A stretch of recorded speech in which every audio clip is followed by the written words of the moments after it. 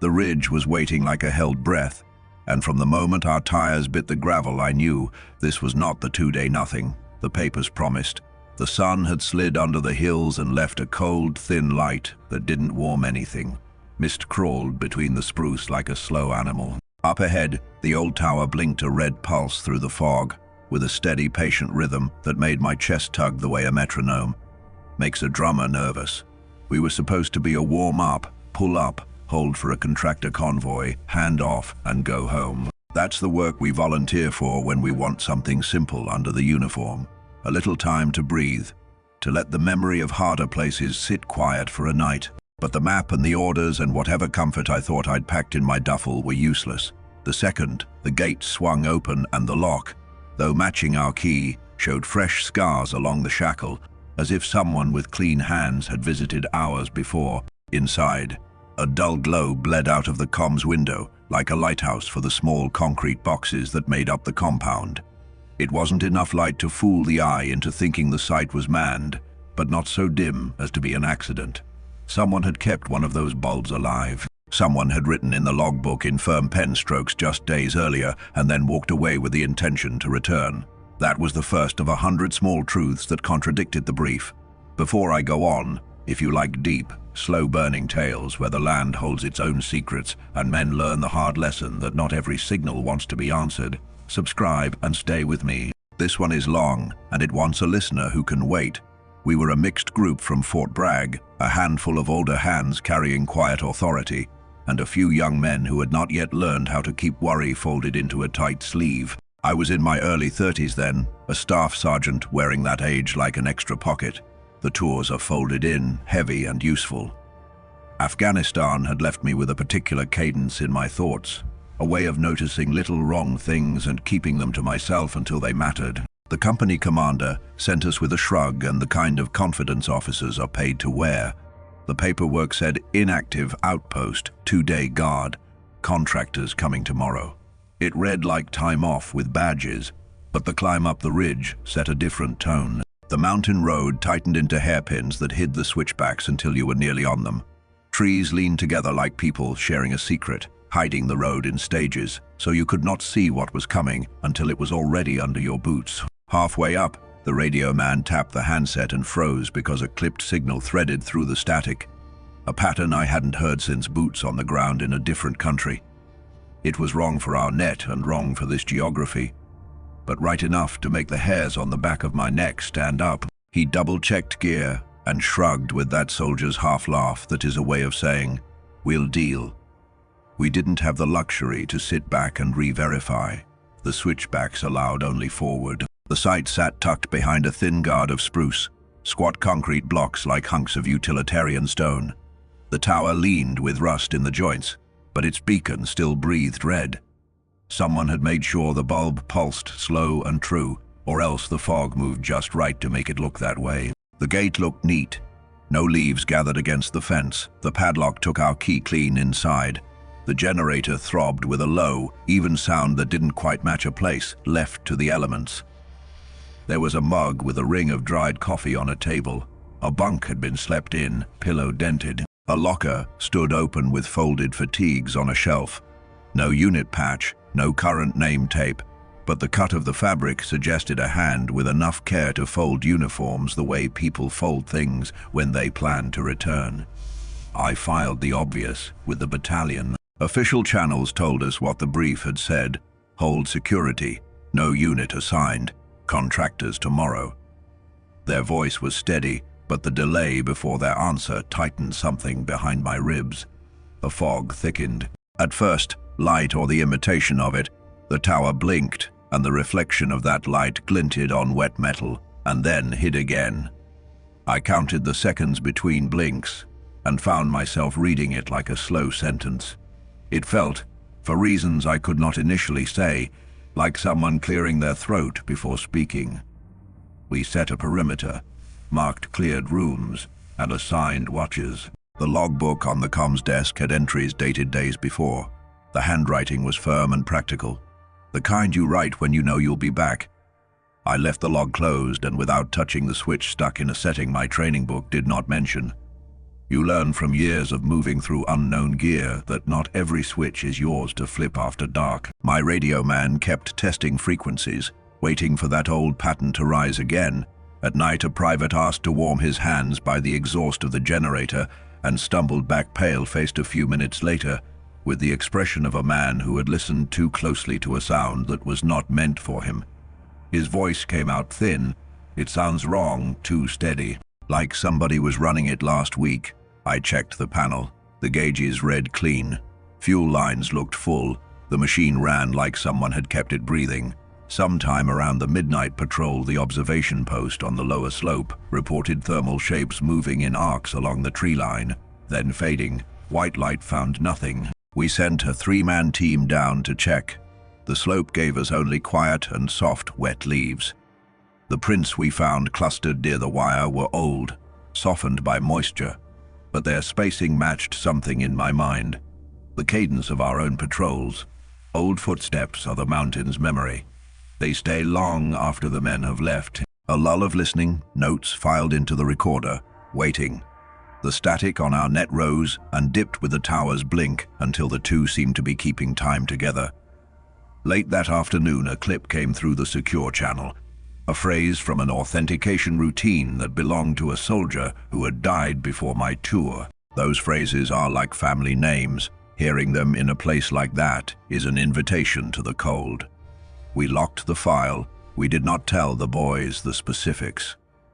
There's an element of responsibility in keeping the younger men from chasing a ghost, because ghosts have a way of burning those who run after them. By dusk, the fog knitted itself closer. The weather report was polite but wrong. The valley below was clear. Still, convoys never came. Calls from battalion were precise. Different voices, different lines, contradictory orders. One feed said escalate and treat movement as hostile. Another said hold and do not engage unless threatened. Both authenticated. It felt like two hands in different pockets pulling different strings. I told the squad, we stay defensive. No shots unless it's clear. Discipline outweighs bravado at night. The next few hours measured themselves out in small, precise things. The generator hums steady, the towers blink, the privates breathing, the soft thud of boots on gravel. Our perimeter tightened.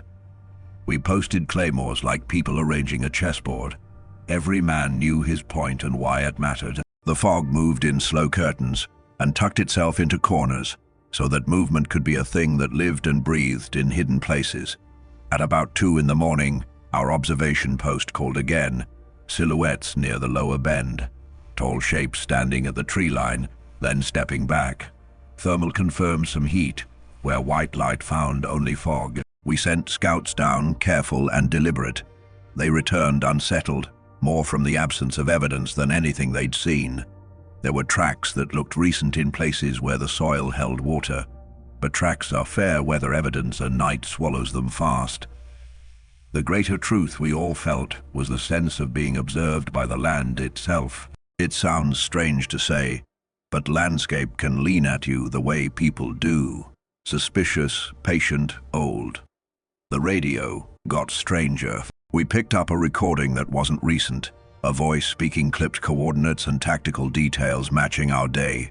Names, positions, rotations, as if the ridge was cataloging us in the present by reading from a script written in the past. The tape machine in the calm shack turned slowly on its spool, spitting out facts about us that would be impossible to know unless someone had watched. Spools and reels hold things. Gear forgets slower than men. The voice on the machine was calm, unhurried, and used a cadence that had the shape of procedures from campaigns that had long closed.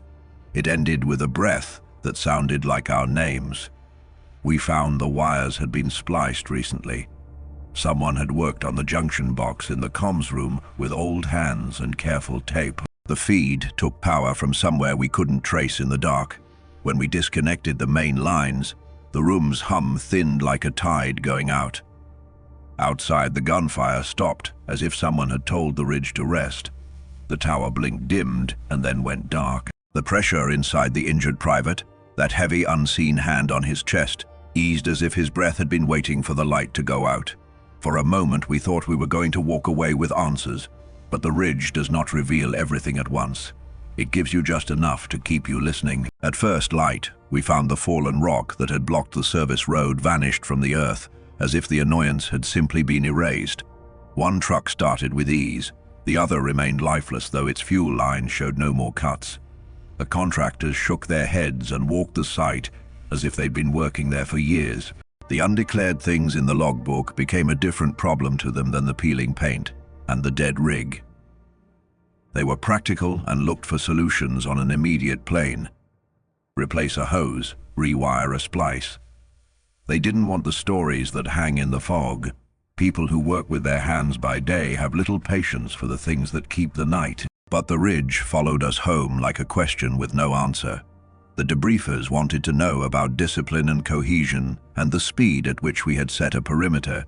They did not ask about the voices on the tape or the maps with familiar call signs. There are times when the official mind does not want to know the parts of a story that feel like rumor, and the world is heavy with people trained to tidy up the risks and file them into categories. Weeks leave their marks in slow ways.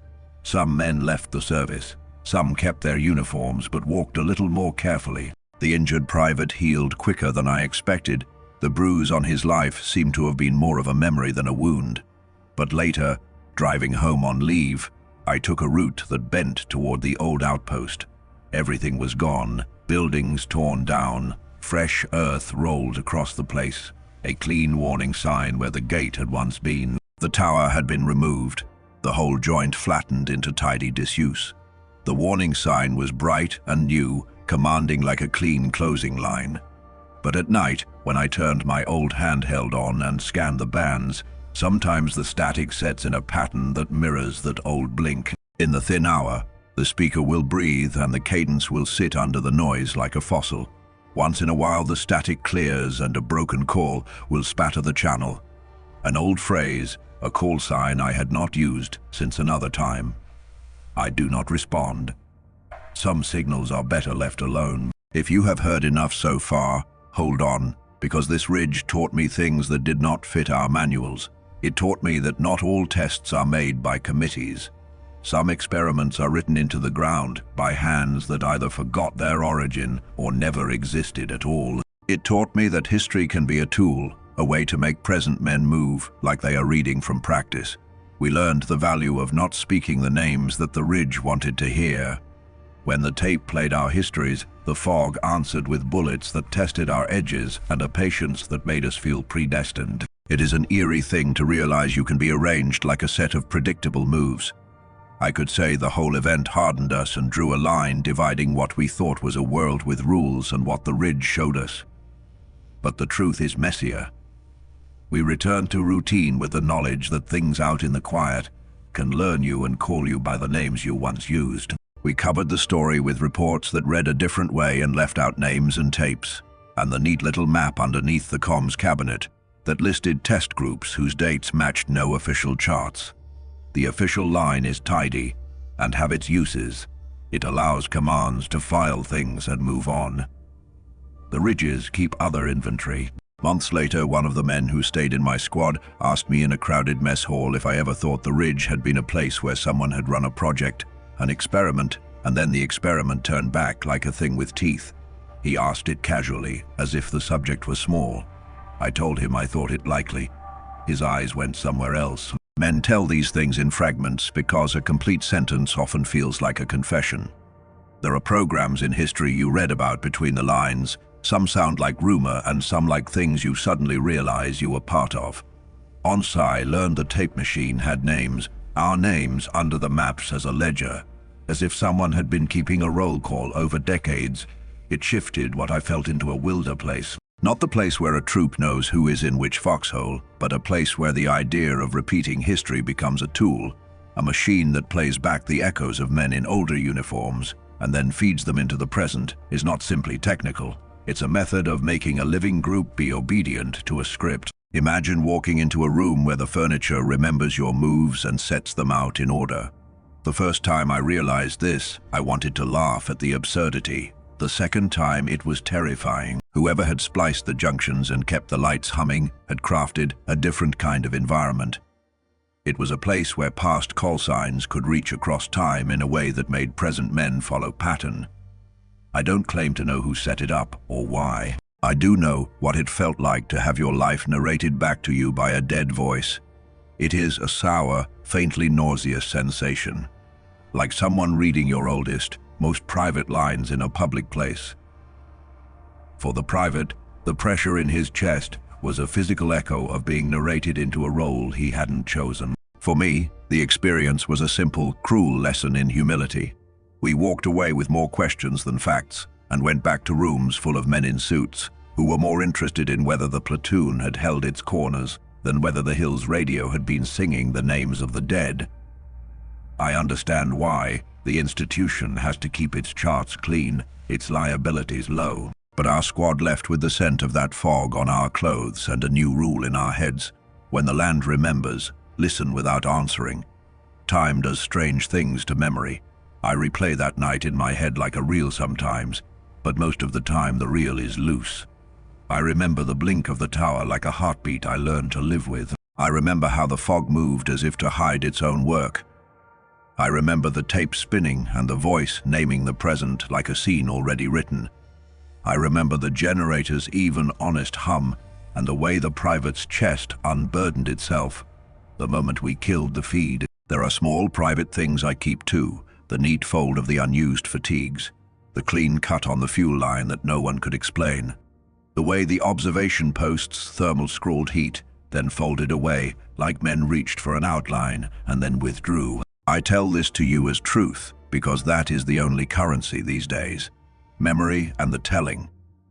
People will ask why I would share it at all when the institutional line would prefer silence.